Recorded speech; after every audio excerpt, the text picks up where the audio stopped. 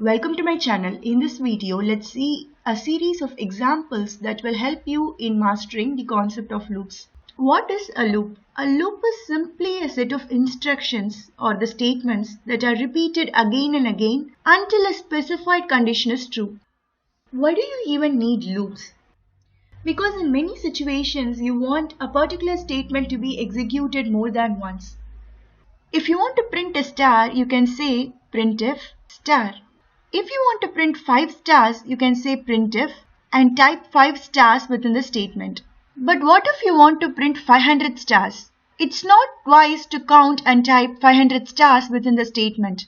After all, computers are there to make our job simple. So what you do is you just say printf 1 star and you instruct the computer to repeat the statement 500 times using loops. There are 3 types of loops in C language. The first is while loop. It is the simplest of all the 3 loops. This is the syntax of while loop. You just have to say while of some condition and enclose the statements to be repeated within the curly braces. These statements will be repeated again and again as long as the condition mentioned is true. If the condition is false, then the loop will not be executed further. So the condition here should always evaluate to either true or false. Here we are enclosing the statements to be repeated within the curly braces because otherwise the computer will not know how many statements are to be repeated. If you don't give these curly braces, then the compiler assumes that just one statement following the while has to be repeated. So if you just have only one statement to be repeated, you don't have to give this curly braces. But it is always a good practice to include the curly braces even though you have just one statement. Second is the do while loop. It is almost same as while loop except that the statements to be executed are enclosed within the curly braces after do and while condition comes at the end.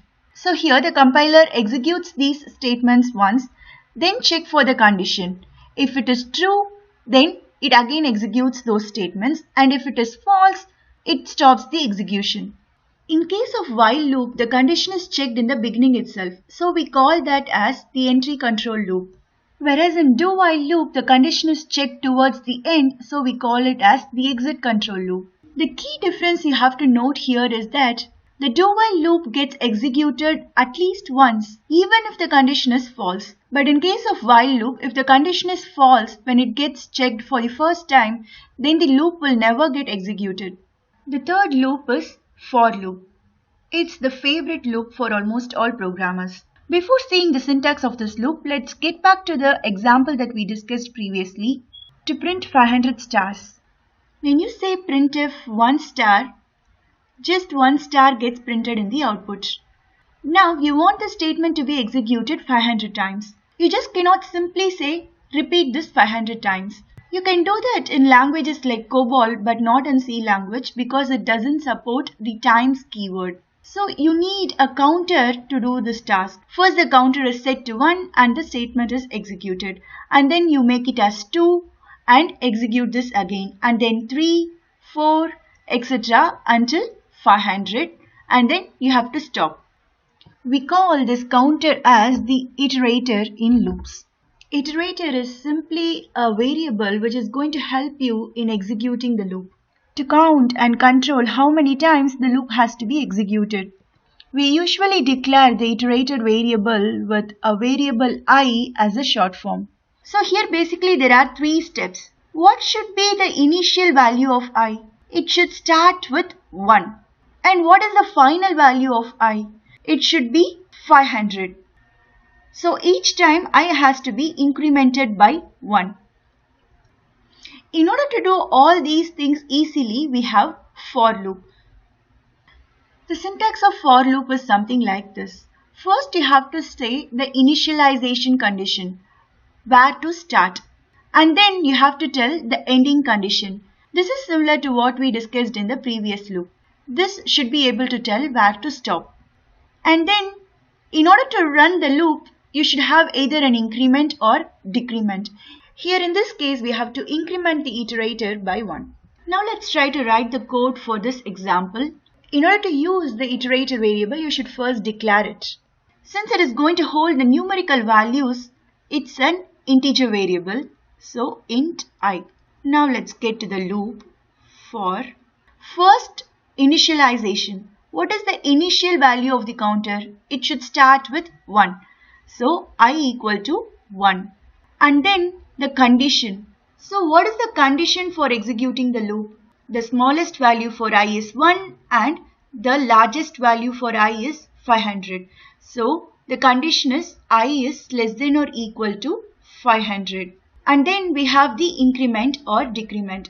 Here we have to increment I by 1 each time.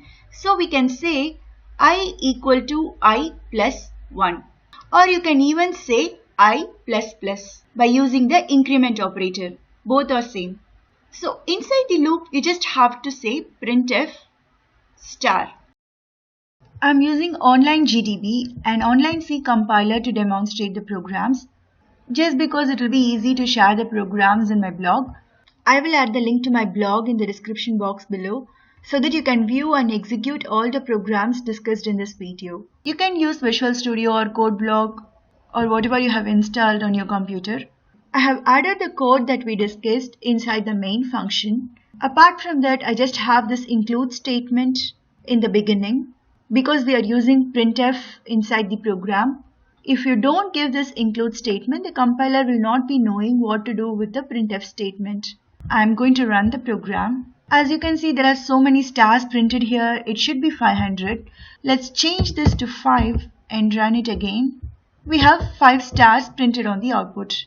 It is important for you to very clearly understand how the loop is executed in the background. Only then it will be easy for you to write complex programs. At first we have the include statement. During the pre-processing stage, this statement is expanded. In other words, the preprocessor replaces this statement with the stdio file itself. The main function denotes the beginning of the program. When the program is executed, the operating system directly goes to main function because this is where the execution has to start. Then we have the declaration statement. Immediately the operating system allocates a space for this variable I in the memory. Initially there might be some garbage value here. That is why it is very important to initialize the variables properly. This memory would have been previously used to store some other variable, and during declaration the memory is just allocated for this variable and the value remains unchanged unless we explicitly initialize it. When the execution enters the loop, the initialization condition is checked first. Here I is initialized as 1. Immediately the value of I in the memory is assigned as 1. And then the condition is checked. Is I less than or equal to 5? The value of I is 1. 1 is less than or equal to 5. It's true. So the control goes inside the loop. Inside the loop we have printf star. So 1 star is printed in the output first. And then what happens? Only for the first time the initialization matters. After that, it just directly checks the third part, increment or decrement. Here we have I plus plus, which means the value of I in the memory is incremented by 1. So now 1 becomes 2. And then the condition is checked again. Is 2 less than or equal to 5? Yes, it's true. So the control goes inside the loop and printf star, one more star is printed. The value of I is incremented in the memory. I becomes 3. The condition is checked. Is 3 less than or equal to 5? Yes, it's true. Printf is executed one more time and another star is printed in the output. I is incremented. I becomes 4. 4 is less than or equal to 5 is true. One more star is printed. Again I is incremented. I becomes 5. 5 is less than or equal to 5 is true. One more star is printed. I is incremented again. Now I becomes 6. 6 less than or equal to 5. The condition is false. So this time the control will not be transferred inside the loop. The execution of the loop comes to an end. If at all there is any statement after the loop, those will get executed, but in our case we don't have any statement. So the execution of the program comes to an end. Let's try to write this same program using while loop. As you know, the syntax of while loop is while of some condition and you have to enclose the statements to be repeated. after that. So here you can only give the condition similar to this that we gave in for loop. So what you have to do is you have to initialize this I before the loop. So let's do that during declaration itself. Int I equal to 1. Now the initialization part has been taken care. And the condition is I is less than or equal to 5. You have to give this increment or decrement statement within the loop, usually at the end. Before that, we have to give the printf statement. So why do you have to do the initialization before the loop? Say for instance, if you do it inside the loop, what happens? Each time after checking the condition, if it is true, the execution comes inside the loop and it sets the value to 1. And here it becomes 2 after increment. Again after the condition it becomes 1 and incremented to 2. So the value of I basically remains either 1 or 2. And this condition will always be true. When the condition is always true, the execution of the loop never stops. This is what we call as the infinite loop. The program keeps running until you go and explicitly stop it.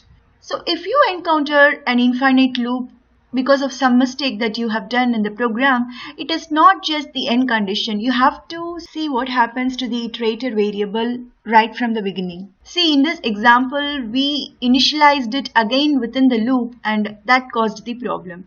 It might also be due to this increment part being missed out. Say you forgot to give the increment part. Initially I is 1 and the value never changes. So I will always be less than or equal to 5 and again you will encounter an infinite loop. So that is why most programmers prefer for loop, because you can give everything in this one single step and then concentrate on what you have to do within the loop.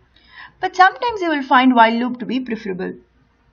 If you want to do the same with do while loop, it is exactly similar except that the printf and the increment goes within the do block and the while comes after that.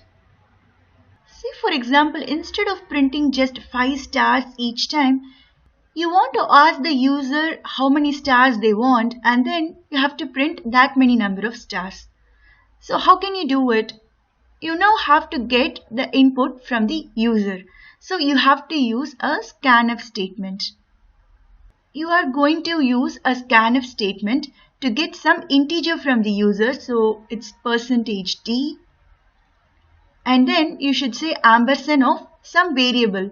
The value that the user enters has to be stored in some variable, right? Only then it can be used later. So we have to declare one more variable here. Let's say n. And here you are using that n to store the input value. To make it more interactive, let's just put a printf here saying enter number of stars. Here we added 5 to print 5 stars, but now we want n number of stars. If the user enters 10, we want 10 stars. If the user enters 20, we want 20 stars. So basically we want n number of stars. So change the 5 here to n. So you now have the code which prints the number of stars the user enters. So let's run this code. After the execution of this printf, it waits for us to give the input because we have a scanf. So now we have to enter some number here. Let's say 10. 10 stars are printed on the output. If we enter 1, just 1 star is printed. If we enter 0, no stars are printed. Because we are starting with I equal to 1, but n is 0, so 1 is not less than or equal to 0. Our first condition itself becomes false, so the loop will not be executed at all. Now let's do the same with while loop. I have initialized I in the declaration itself, and then we have the condition and increment. Let's run the program. I'm entering 3. And we see 3 stars are printed. If I enter 0, no stars are printed. Let's run the code using do while loop. If you enter 6, you have 6 stars printed. If you enter 0, 1 star is getting printed. Because in do while loop, the condition is not checked in the beginning. It is only checked at the end after executing the loop once. So even if this condition is false, the loop will be executed once if you use do while loop. Let's play around a little with the code here. Say you want only 1 star in a line. How do you do that? You just have to print a next line character after each star. So you can just add it right next to the star. This is the next line character. So when you run the program and enter 3, you can see 3 stars printed one after the other. When I enter 15, you have 15 stars. Say I want 5 stars in one line. How do you do that? You obviously cannot have this next line here. You only need next line when I is 5, and then when I is 10, and then when I is 15. Basically, when I is a multiple of 5, you have to print a next line. In other words, you can say that when you divide I by 5, the remainder should be 0. It is same as multiple, right?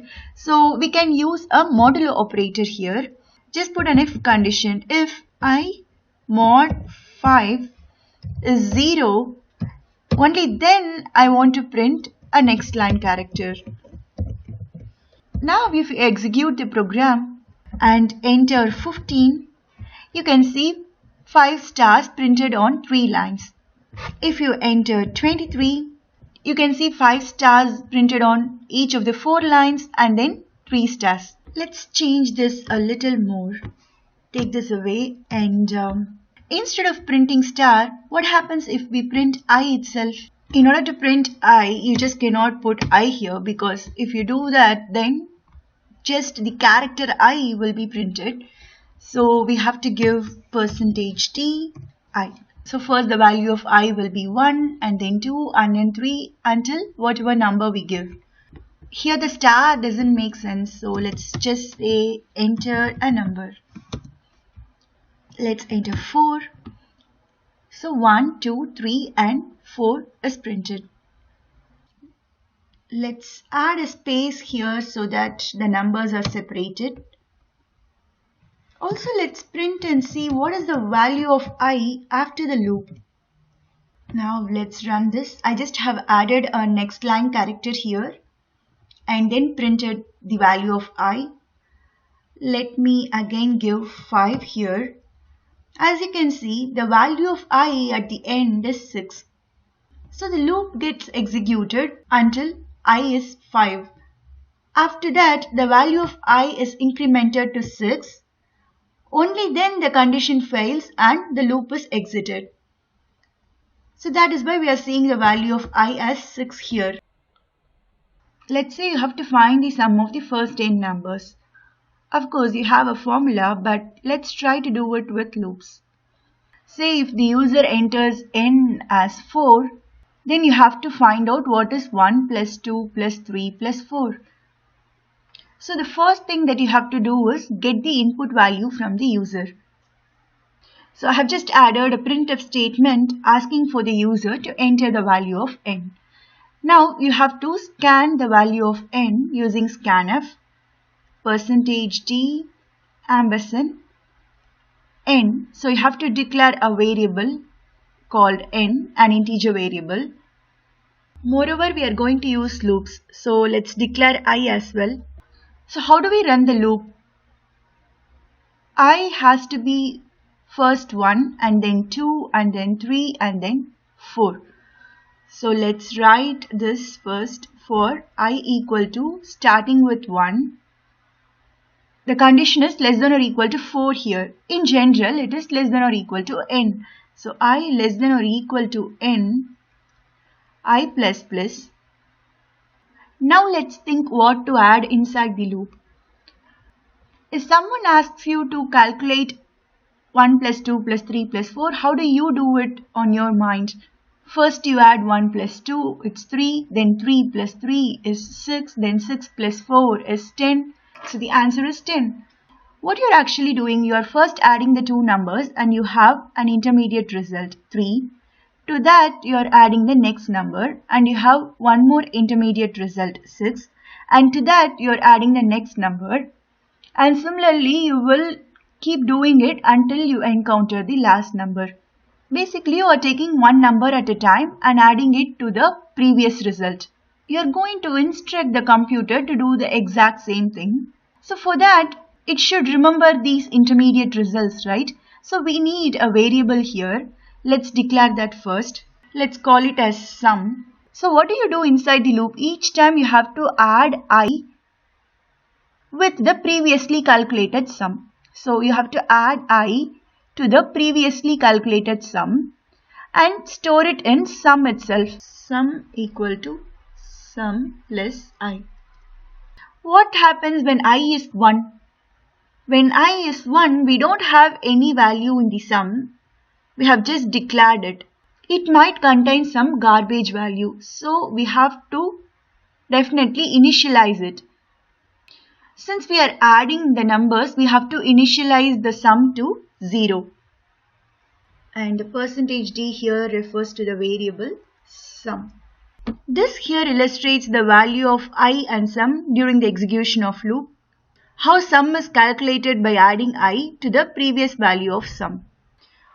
One more point here is that the initialization can also be done here like this, separated by comma here.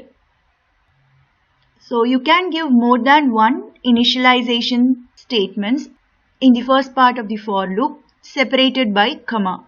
The same applies to the condition as well as the increment or decrement operator. More than one of these can be given separated by comma. I have added the code here. Let's run the program. So when I give the value of 4, we have the result as 10. So here, instead of using sum equal to sum plus I, you can just say sum plus equals I. By using the shorthand operator, let's modify this code slightly to find the product of the first n natural numbers instead of sum. The product of the first n natural numbers is nothing but factorial of n. We just have to multiply here. Let's change the variable name to factorial here as well. The only thing that we have to do is we cannot have the initialization as 0 here, because if you multiply with 0, you will only get 0. The result will always be 0. So you just have to change 0 to 1 as the initialization. Let's also change here. So that's it. You now have the program to calculate the factorial of a number. Let's run it. So if you give 6 factorial is 720. If for loop can make your job that simple, do people even use while or do while loop? Yes, in certain situations, while or do while loop can be preferable because loop doesn't always relate to a counter. Sometimes you don't even have a counter. Let's see one such example here. Imagine this as a part of a big program that you're writing. Say it's a program to book some tickets. So you're asking the user, do you want to book the tickets? Enter either yes or no. So you're scanning whatever the user is typing. Since it's a character, give %C ampersand C. Let's declare a character called C. So you're asking the user to enter either Y or N. What if the user enters some other character? You want to ask the question again. So while the character is not equal to capital Y, and if it is not equal to capital N as well, then just ask the user the same question. Basically, you don't want the user to get away with entering any other character. If they have entered the right character, then you're saying something like, please wait for a moment. Okay, let's run the program. So if you type capital Y, then the loop is not executed at all. Instead, if you give some other character like K, we have a problem here. This statement is getting printed twice, but we want it to get printed only one time. This is happening because after typing K, which is for this scanf, I am pressing enter key. That enter key is considered as input for this scanf, which we don't want to happen. So if I give a white space here, the problem should be resolved. Let me run the program. So if I give an invalid character like L, now when I press enter, it is consumed by the space here and it still waits for one more character to be scanned and stored in C again. So now after entering the invalid character, the loop is getting executed. If I enter one more invalid character here, again the loop is executed because O is not equal to I and it is not equal to N as well. So if I keep entering invalid characters, basically the loop is getting executed again and again until you enter a valid character. If I give N, it says please wait for a moment, the loop has exited. As you can see, we don't have any counters here, and while loop is very useful at this situation. But you can still do exactly the same thing using for loop. We just have to give the semicolon first because we don't have any initialization to be done here. This is the condition and you have to give one more semicolon, and there is no increment or decrement. So you can just leave these things out. So everything is optional here. You can give whatever you want and give proper semicolons and it will still work the same. So the same thing can be done with the do while loop as well. So here I'm giving while and do. So the thing here is that do is anyways going to execute once, so you don't have to give this initially. It works the same. You can now understand the importance of do while loop here. When we used the other two loops, we gave these two statements repeatedly one more time.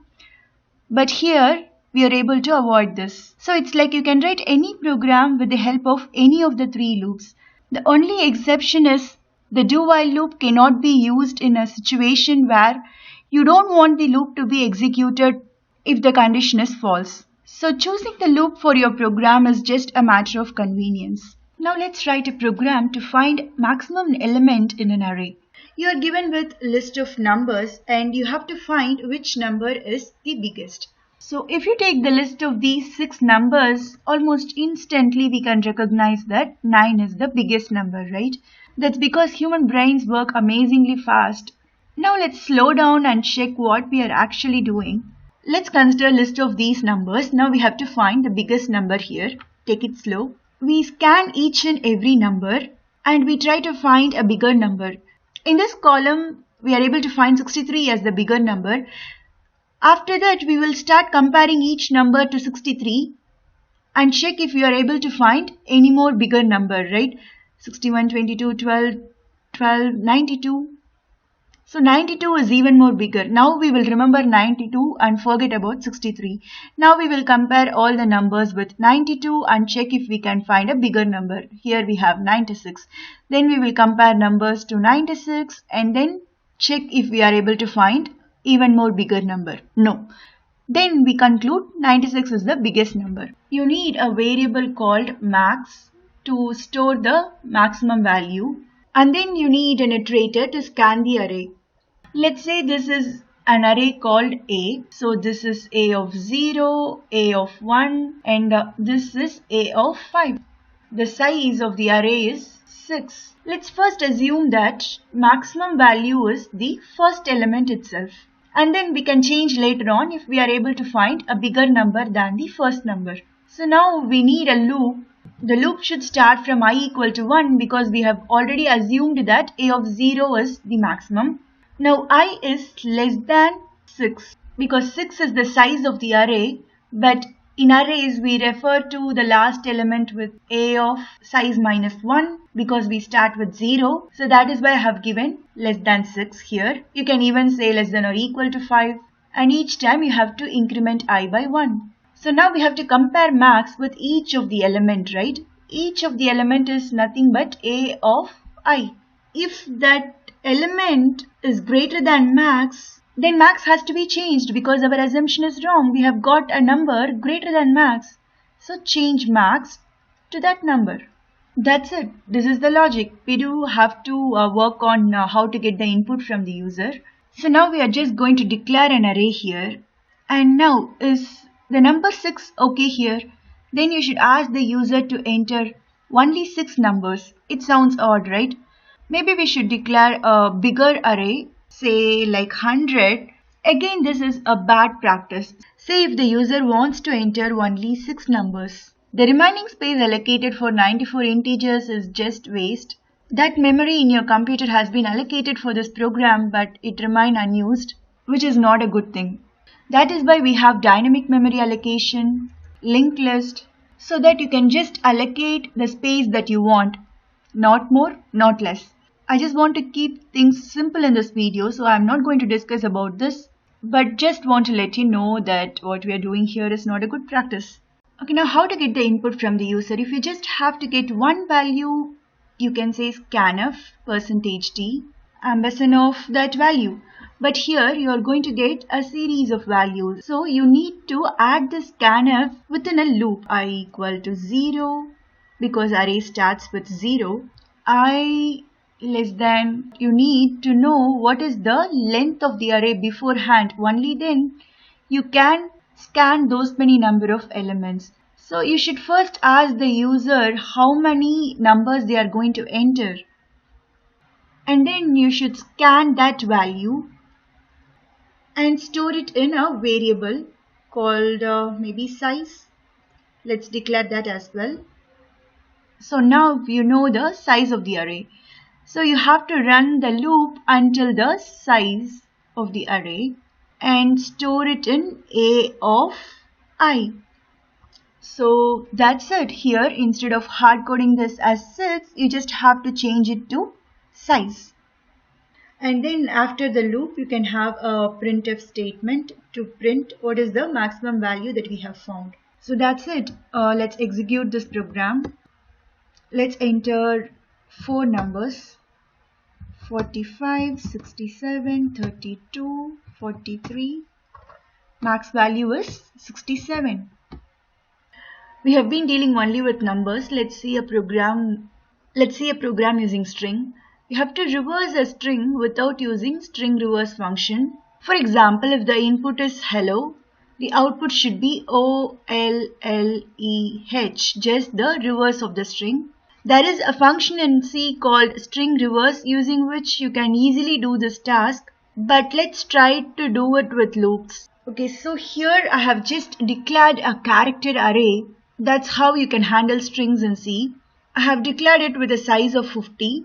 And then I have a loop variable and scanning the string using %s. So s is the name of the character array.